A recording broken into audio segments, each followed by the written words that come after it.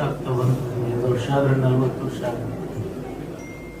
40 ವರ್ಷದಲ್ಲಿ ಇಷ್ಟೋ ಸರ್ವಿಸ್ ಮಾಡಿದ್ದೀನಿ. ಇಲ್ಲಾಂದ್ರೆ ಯಾರು ಗುರುತಿಸೋಲ್ಲ, ಪಕ್ಷ ಗುರುತಿಸಲ್ಲ. ನನಗೆ ಎಲ್ಲ ಹುದ್ದೆನೂ ಕೊಟ್ಟಿದ್ದಾರೆ.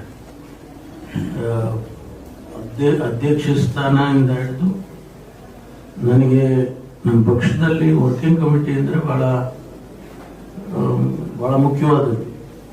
ಡೆಲ್ಲಿನಲ್ಲಿ AICC ವರ್ಕಿಂಗ್ ಕಮಿಟಿ ಅಂದರೆ ನಮ್ಮ ಪಕ್ಷದಲ್ಲಿ ಹಾಕುವ ಎಲ್ಲರ ತೀರ್ಮಾನಗಳು, ನಿರ್ಣಯಗಳು ಅಲ್ಲೇ ಆಗುತ್ತೆ. ಅದರ ಸದಸ್ಯನೂ ಕೂಡ ಮಾಡಿದ್ರು ನಾನು. ಅದಾದ್ಮೇಲೆ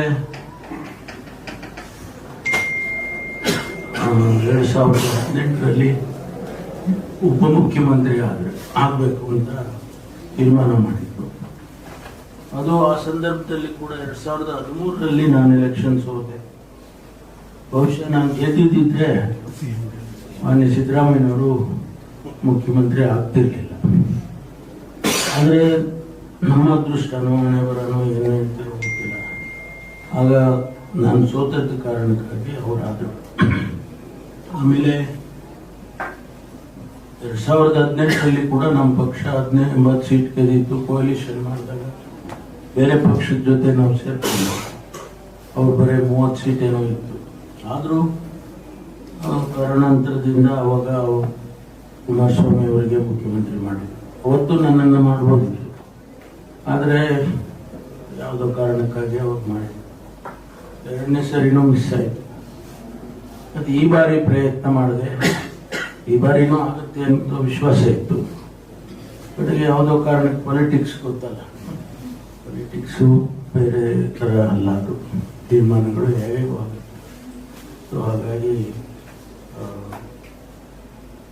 ಉಪಮುಖ್ಯಮಂತ್ರಿ ಸ್ಥಾನವನ್ನು ಕೊಟ್ಟಿದ್ದಾರೆ. ಜವಾಬ್ದಾರಿ ಸ್ಥಾನ. ಹೆಂಗಂದ್ರೆ ಹಂಗೆ ನಡ್ಕೊಳ್ಳೋಕ್ಕಿಲ್ಲ ನಾವು.